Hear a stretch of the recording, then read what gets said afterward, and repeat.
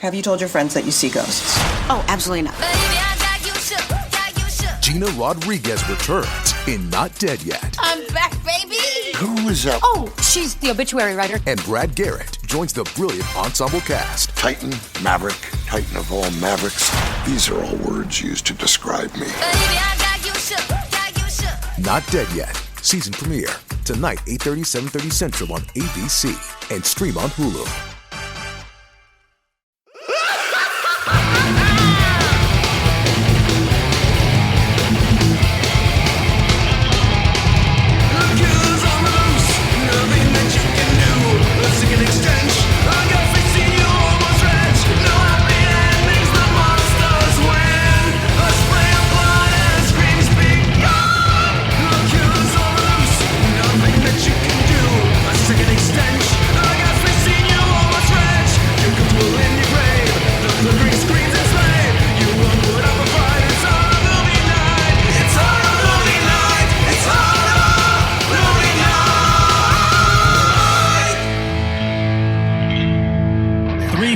Human lives ended on August 29th, 1997. The survivors of the nuclear fire called the war Judgment Day. They lived only to face a new nightmare, the war against the machines. The computer which controlled the machines, Skynet, sent 2 Terminators back through time. Their mission? To destroy the leader of the human resistance, John Carter, my son. The first Terminator was programmed to strike at me in the year 1984, before John was born, but it failed. We're discussing Pet Sematary 2, starring Edward Furlong. This week on Horror Movie Night. Yeah, that's the intro. By the way, so you said John Carter. It's John Connor, isn't it? Yeah, probably. just confirming. Crossover with that movie about the guy that went to that planet. I think it was called Total Recall. God damn, if they could do a Terminator Total Recall, that would be really, really cool. All right, so this one was picked by Adam in the sense that it was on a list of movies, and Scott and I randomly said, that one. So, Adam, why was this one on your list? I don't know. I've never seen this movie before. Of course. I have seen bits and pieces of it, because as I was watching it, it struck me familiar, but I certainly never sat down and watched this whole movie before.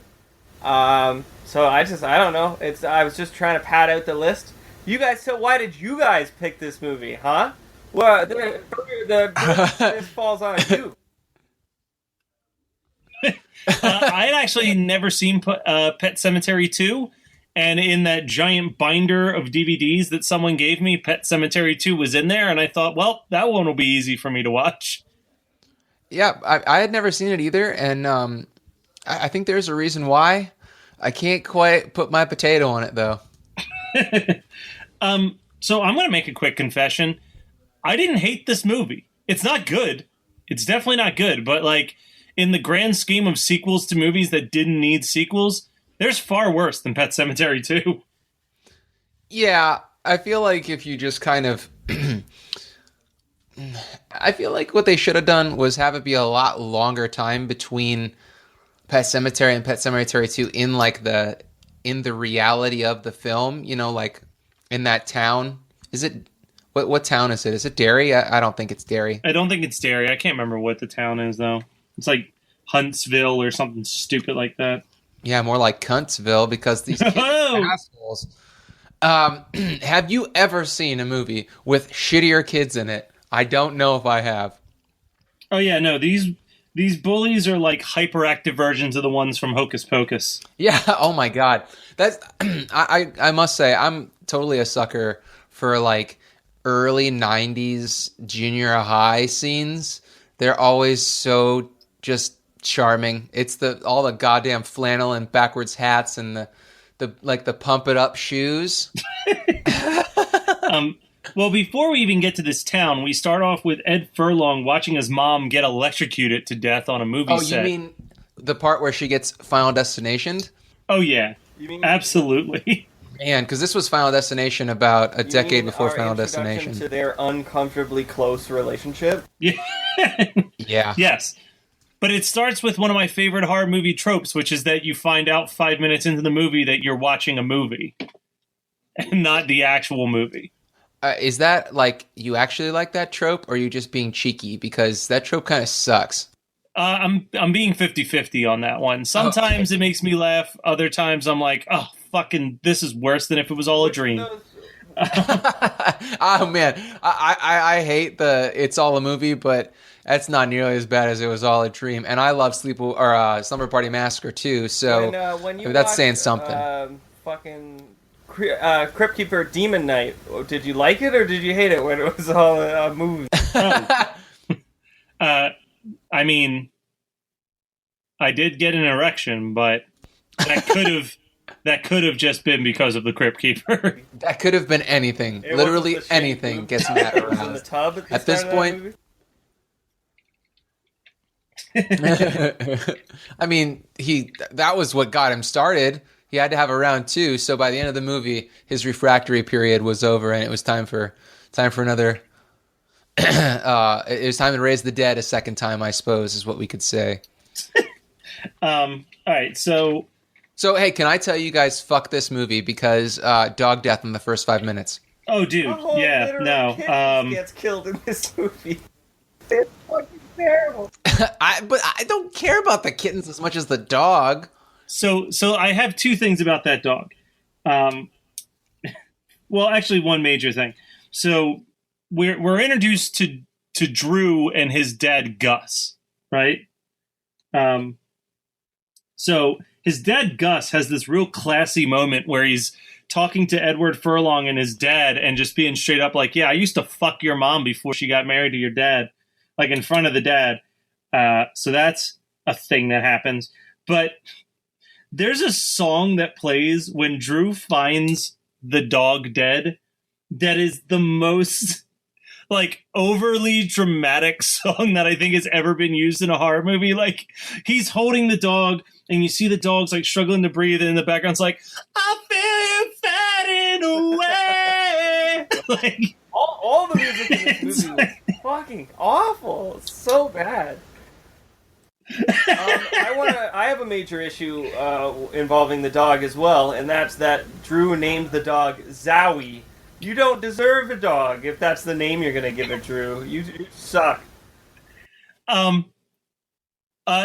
it's acceptable only if there was another dog named Wowie. That actually makes it worse. Wow. Just fucking wow. I also feel like the scene where those kids are carrying that dead dog is like 5 minutes long with no dialogue. Yeah, Drew's a fucking tank too. That dog probably weighs 80 pounds and he's flopping it around like a tennis. Well, it was like a husky mix, so probably it was mostly fur. But that dog did lead to some sweet naked women with dog-headed nightmares. Yeah, this movie is really confusing sexually. It's two things I like, but not necessarily mashed together. So back to the music of this film. It's not only bad music; it's poorly placed bad music. It's like all really inappropriate. I actually wonder if Edward Furlong was like, guys, I was in the fucking Terminator. I get to pick the music, and he like picked all this stuff that he thought was like badass in 1990 or whenever this movie came out, and just shoehorned it into the movie. He's like, I don't care where it goes, just make sure it's in there. He was like, guys, I became friends with Corey Feldman, and you might not know this, but he has a music career now. So,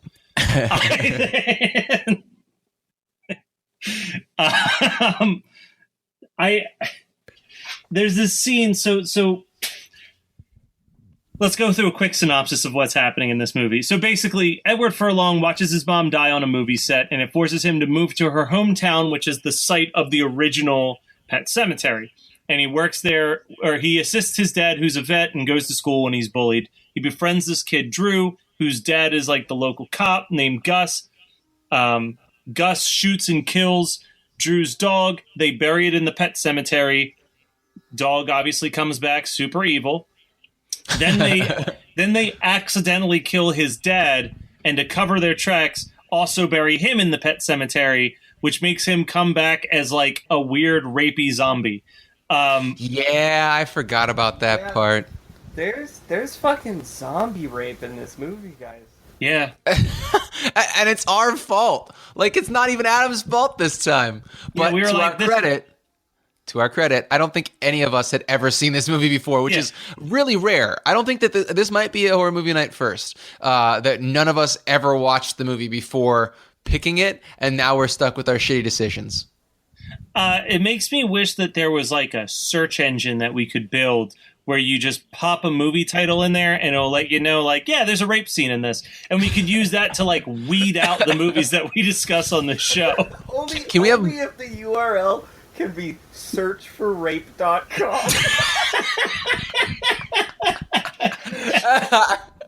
All right. Hey, guys. All right. It's free. We got to take it. You are safe. Wait. So can we talk for just a second about how terrible all the male role models in this film are? Like, we got Edward Furlong's dad, who's a vet, who coincidentally opens up a veterinary office in the same building that the guy from the first one supposedly had. And it's just like, oh, so much coincidence that he like takes this blood and he draws the blood from Zowie after the dog comes back, and the guy's like, why are you pulling my leg, sending me dog blood? The last guy sent me dead dog blood. And he's like, it's alive, man. He's like, no, it's dead. But his dad sucks. And then Sergeant Zim, aka Gus, he's much better in Starship Troopers as a take no shit drill sergeant, who does the most homosexual thing in that movie, which is give Casper Van Dien's chiseled jaw a reason to clench. No, I'm not talking about anything in the communal showers. I'm talking about the time that he whips the shit out of his back. So anyway, Sergeant Zim is so creepy. He's always playing grab ass with his wife, who's the fat kid's mom. But he treats the fat kid. What's the fat kid's name? Drew. Drew. Drew. Okay, so Drew, who is a very, very disappointing Kmart version of Horace in this film. He's like always playing grab ass with the mom, and then he's like talking shit about the kid to his face, and he's just there are no redeeming adults in this film. Like Marjorie, who is Edward Furlong's like housekeeper. She is immediately like trying to go down on Edward Furlong's dad. Like, she's basically fucking him as soon as she comes in the door, and she's like, oh, and she like puts her hair behind her ear and is like, oh, and she's like just wants to blow him. It's so fucking weird. But like everybody sucks. The mom, Drew's mom, is not even like that much of a redeeming adult in this film because she kind of just is a victim. She doesn't do anything after her husband rapes her. Even a fucking character. She's hardly even present in any of her scenes. Yeah. It's just this movie has the shittiest plot. It's like so low effort, and it could be. The thing is that it's not a bad movie to watch. Like, it's not a bad movie to look at. It's a pretty good looking movie. The kills are gory as shit. Like, seriously, when Gus is going on his killing spree, he like kills all the rabbits. And by the way, are those real rabbit corpses? Because if they're not, that guy needs a serious raise. So those are definitely real rabbits. Yeah, I thought so too. Which really, I mean, even if it wasn't for my lifestyle, I would be incredibly perturbed with the fact that I watched somebody skin 6 rabbits in the movie for horror movie night. So this movie is really, really uncomfortable. It was an upbeat little montage with the shitty punk music that Edward Furlong was trying to pimp playing in the background.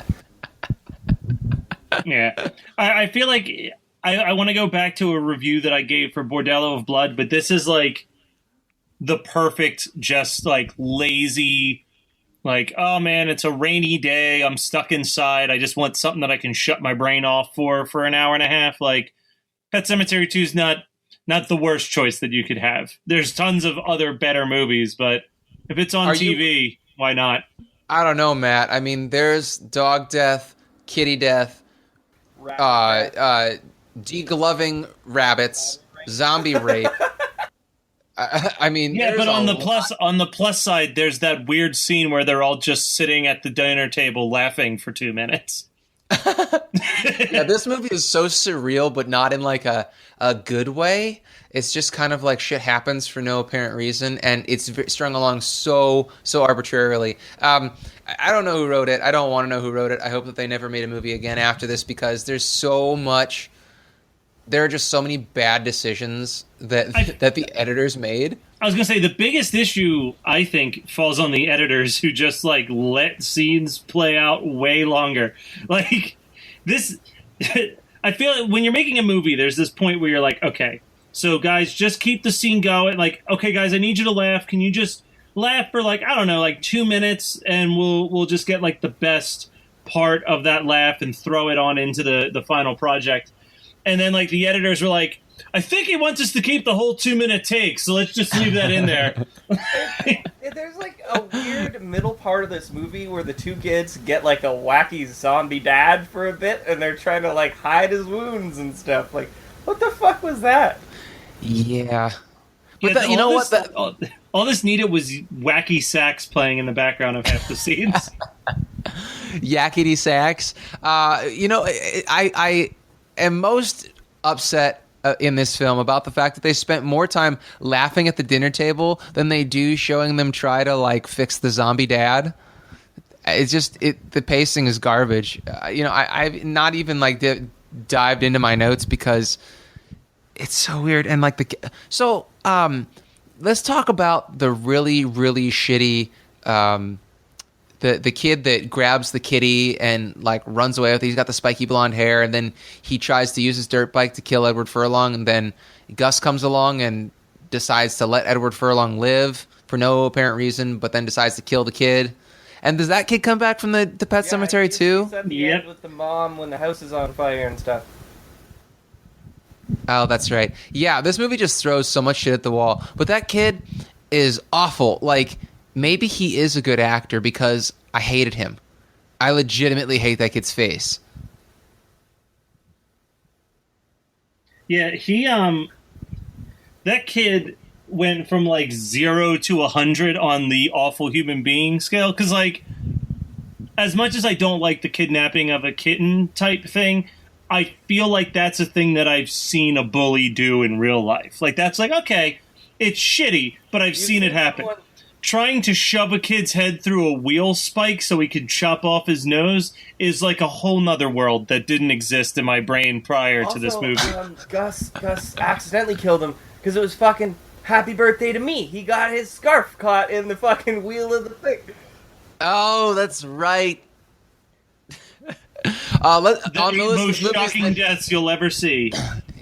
What's it, just 8? It felt like forever.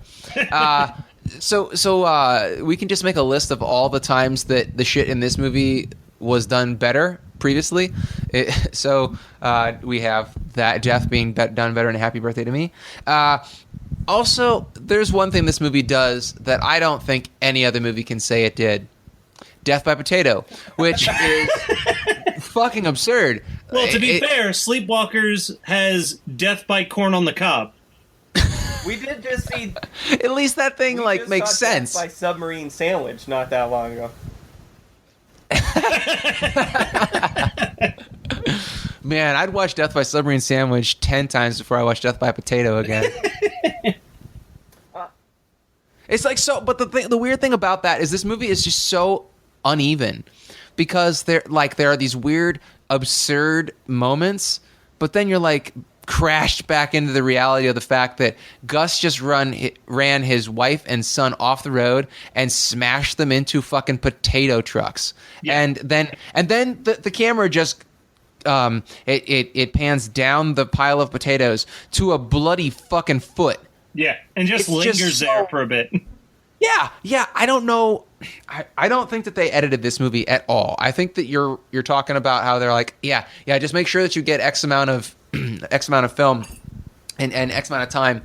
so we can pad this shit out Chucky Band style. And then they made an hour and 40-minute movie because they never actually edited things or cut anything at all. There's one other thing that I want to talk about, though, that I have in the notes.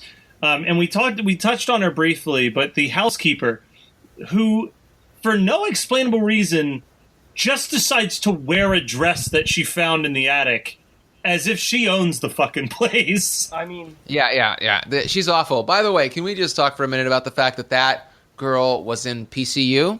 Yes, she was. So commence PCU quotes now. No. I'm telling you no. Put my fucking foot down. Now, I do have an explanation. Hey, Ponytail, you suck. Go to sleep! Go to sleep! When she first meets him, she was a fan of the mom. So she comes in, she goes, I was such a fan of your wife. Want me to dress up like her and we can fuck? Like, so, like, right away she's... Yeah, that literally is the thought process. You're not embellishing. Totally. So when she finds the dress, she obviously recognizes the dress from, like, a movie that the mom was in, and she's got this weird, like, I'm gonna replace you single white female thing going on, so... Fair enough. Did this come out before or after Single White Female? Let me confirm. It may actually be the same year. It's 92. 92 seems I think that's like the a same single year. white female year. Yeah, man. Yeah, I got some acid wash jeans and a leotard. Yeah, same year. Both of them came out in 92.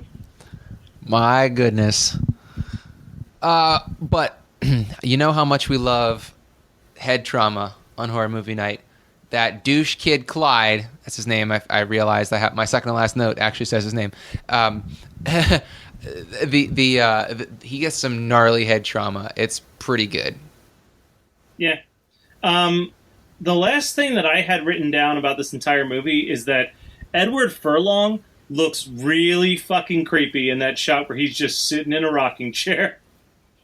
Yeah. He's creepy throughout.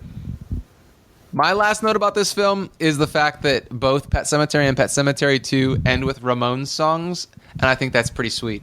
Yeah. This is the same director as Pet Sematary. Well, that doesn't explain really much at all. He did No. such a good fucking job with the first Pet Sematary. What the hell was he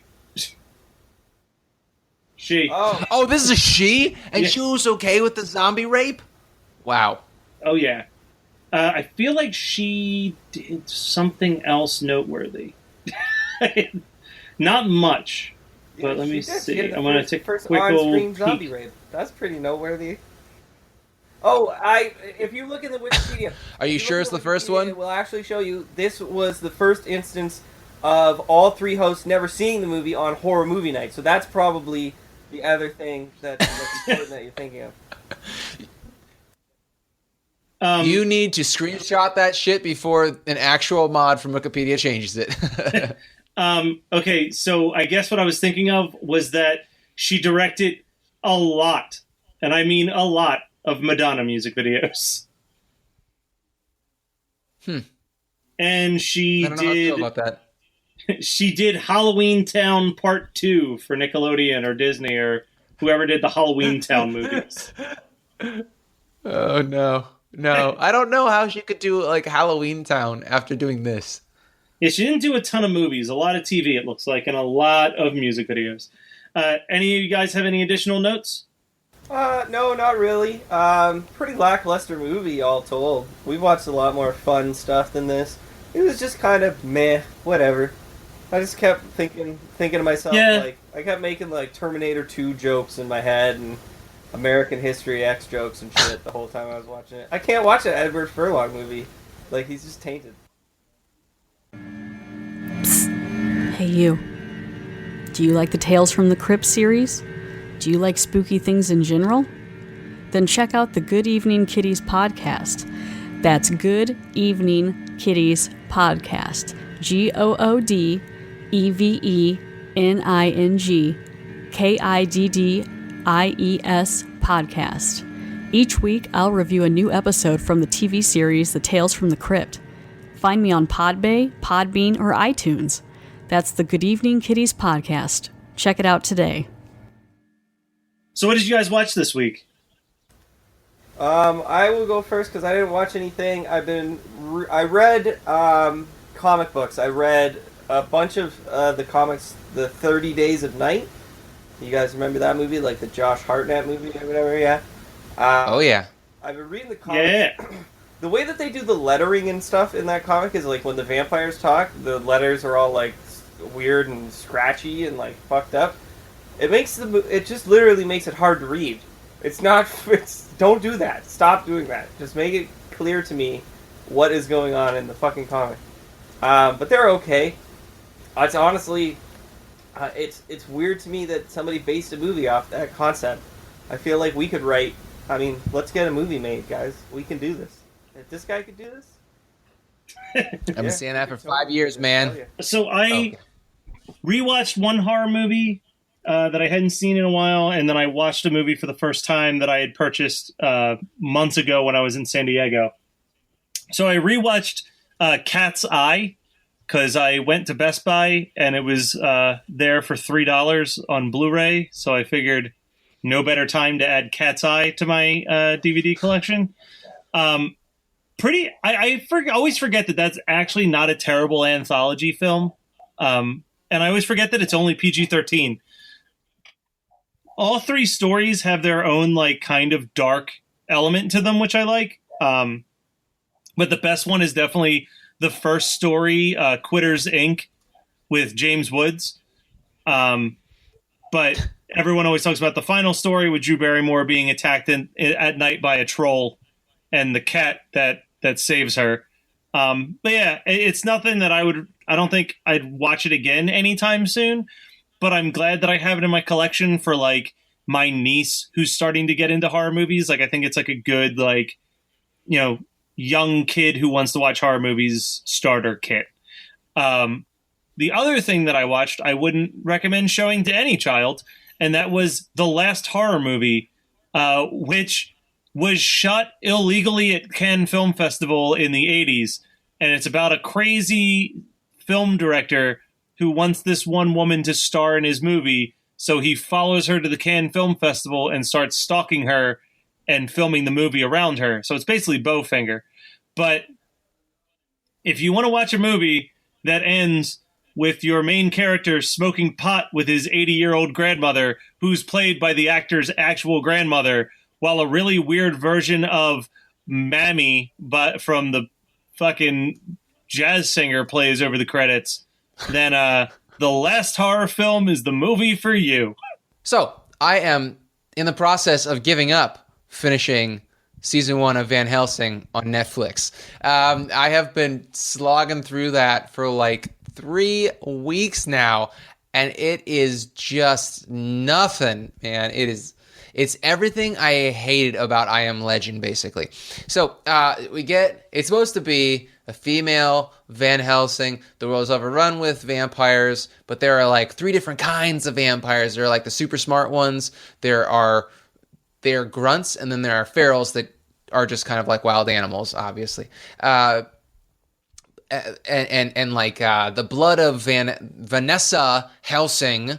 That's why it's called Van Helsing. Just so on the fucking nose, I can't even stand it. Her blood can reverse the effects of the vampire virus, but also when she bites them, which makes no sense. And I wish that they would just explain that. Maybe I missed it because I keep falling asleep watching it. The production value is pretty high, but it does all the things that I hate about post-apocalyptic movies where everybody's arguing and people are like, no, we should do this. And then somebody else is like, here, get in this cage because I don't trust you. And then somebody else is like, oh, I want to murder humans because I'm a sick fuck, even though there are only X amount of humans, blah, blah, blah. And it's just a whole lot of drudgery to get through for a couple fun fight scenes because, like, the fight choreography is sweet, but it happens basically never. So I don't know if I can make my way through the end of it. After the terribleness of sitting through the entire first season of Riverdale, I don't know. My bullshit tolerance is real low. But here's the thing that bothers me the most about this film, or about the series, is, okay, so the premise is that there are vampires. It's a disease that can be spread via blood or bites or whatever. And the super volcano underneath Yellowstone Park explodes. It goes off, and it sends ash into the atmosphere, and therefore it's always kind of hazy out, so the vampires can roam free. And vampires love to just like the head vampires, the ones that are smart. They're kind of like the decadent vampires in like Underworld, I guess. Okay. But not nearly as cheeky. But they like to kill people for sport. And I think, okay, if people are your food source, you can't just like play with your food and then not eat it. There's going to be a finite amount of people, unless somewhere along the line in this show they're going to show that the smart vampires are like keeping humans and breeding them so that they can have more humans. But then again, there's only X amount of regular food for humans, because it's not like the vampires give a fuck. They're not like growing corn or beans. You know, it's not like they can go and eat, like, they can't go suck the blood from cows. Humans can't go eat cows because all the cows have died. It's been like 3.5 years since the vampire outbreak.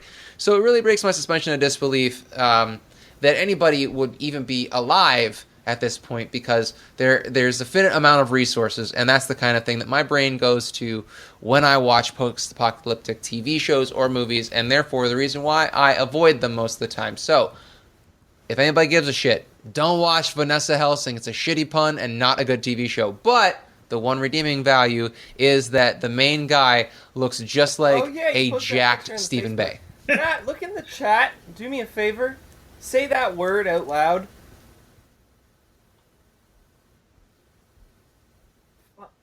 Finite? Finite. Or finite? Why do you keep saying? Are you trying? Are you trying to tell me that I said finite wrong? Because because hey, how do you say? You can say infinite, right? Infinite. So finite and finite are both acceptable pronunciations of the word finite. Fuck you both. This has been Horror Movie Night. So that was Pet Sematary 2 from 1992, picked by Adam, but kind of sort of really picked by Scott and I. If you think that you can do better, send us some suggestions at hmnpodcast@gmail.com. And don't forget to visit our website at hmnpodcast.com. Also, you should rate and review us on iTunes and all that good jazz, and maybe give us some money at patreon.com. Come on, give us some money. Why not? You won't. Come on, give us money, dick. Please, we only have a finite amount of money with which to make merch. And we're getting close to the end of the year. And if you're checking the Facebook page, you see that we have the poll posted for what movies are we going to discuss early 2018. You can pick one of those movies picked by the three of us. What are those movies? I don't know, because we're recording this super in advance. But that poll's on that page, goddammit. So you should go and vote for it. Edit that part out, you dumb shit. What I'm gonna make my movie this year.